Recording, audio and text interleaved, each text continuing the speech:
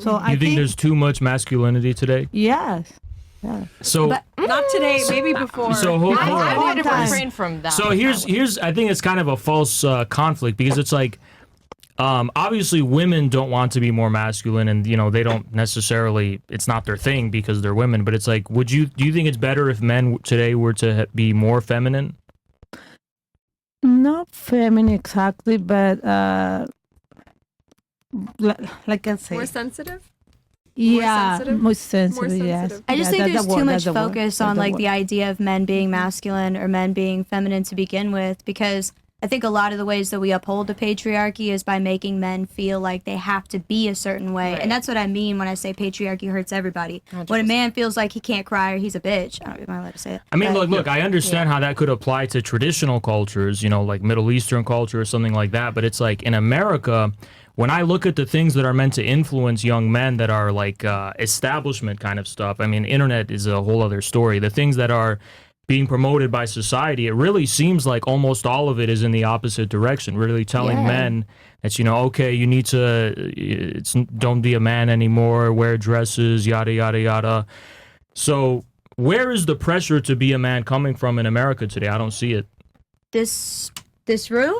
Shit. all of the- Yeah, no, but no offense, I'm making a joke there, but yeah, I mean the idea that men need being to be a serious. certain way anyway. It's a little serious, sure, in the sense that like you know you guys. But don't you think that's just kind of like a thing? For example, the viewpoints that come from here, that's kind of a response to something that's been happening for a very long time, which was going unchallenged for like decades, you know, in the U.S. And What are you referring to directly? what I'm was sorry. that one? I'm talking about how it seems like there's this agenda to basically tell men that they should stop being masculine, they should stop being men, they should be more feminine, they And should. when do you think Nobody that said started? that. But there was an agenda, the opposite agenda to tell why men. is it that every male celebrity comes out and wears a dress? I mean, Damn. only Every the ones single that one. really Because want the to. status Only the quo ones Would you that say that really every want male to. Why- celebrity does that? I feel like the down I low- think every up and coming male celebrity for some reason can be photographed with a dress. They got set It up. challenges the status quo. How does that? I think the status quo has been this idea. I don't think it of, challenges Would you the wear a status dress? quo. I think that it does because I think No, since the this- 80s we've had this machismo idea But that's of not what the status masculinity quo. is. That's something. That has been the That's status something that quo. actually comes from the people themselves. That comes from traditions. That comes from people's real lives. The status Sure, quo but is the traditionalism artificial. can be the status quo. Right, but the status quo is the artificial stuff that they make up there to impose on society. But there's where? no The inherent basic- masculinity. What It's do you all mean? artificial. You think masculinity is it all literally artificial? is. So, Femininity and masculinity so is a that construct. it has no basis whatsoever in the historical responsibilities men have to assume, the wars they have to fight. They have to stand on business to protect their family and their loved ones. Like They have biologically, to have do a they have sense to of stand on business? They have to have No. a sense of honor in their dealings with No. other men to prevent violence. You don't No. think these things are Not real? inherently. Not inherently. So no. those are artificial. Yes, those are artificially inflated constructs. So who created them? You know, I don't think it was one person. Like, you know, I don't want to be like, we live in a society. The but machine. The machine. It's the machine type has- shit. Type But shit. don't you think that things like that reflect real experiences and real wisdoms? I do. Yeah, I do. So how is it artificial then? Or is it just semantics? You're Well, not saying okay. that they're fake. You're just saying that. What? Artificial in the sense that, like I said, it's not inherent, it's not connected to biology, and if we wanted to, we could change it. And to your point, that's what our generation is doing. And there's Guys no put on a specific dress to science. question this idea of masculinity that we have and say it's not that you have to do this to be a man. You put a dress on and still be a man. Right, but why is there this assumption that being a man is based in like you want to emulate some kind of appearance rather than necessity? Like, for example, honor is born out of necessity. You can want to look like however you want, but in terms of being able to deal and do business and have honorable relationships with others, that's out of necessity to prevent violence. That's out of necessity to coexist with other people. The need for men to protect is not something that's just because they want to look a certain way because from an 80s action movie. It's actually based in experiences and wisdom that's been passed on for generations and generations. So how could that be dismantled and voluntarily gotten rid of just because someone wants to. That should not be dismantled. Those are characteristics of human beings. And I bet if you asked Fatima if somebody came for her son, if she would lay down and protect, absolutely, she does not need her husband. Without, you know, look, I want to be inclusive and not make assumptions. I'm very progressive. But I have a suspicion that if she came across a man in a fight, I don't I don't. No, go ahead. It's a little ridiculous. Like, you could hold your own against a man in a fight. I'll fuck the shit out I don't doubt you. Listen.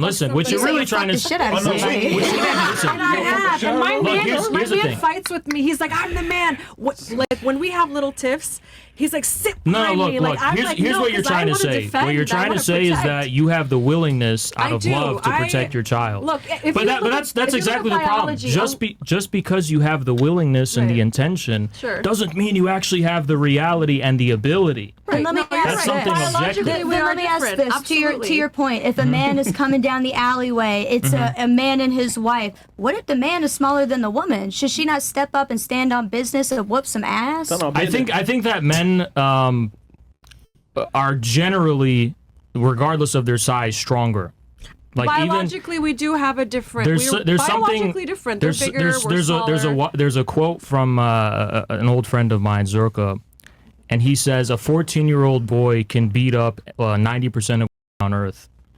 And there's truth to that. There's truth to that. You know, it's just an inherent difference in the ability to be how strong you are. You're right. Biologically, we are different. Like, I cannot hit as hard as my man. My man's a professional boxer. He will knock somebody out.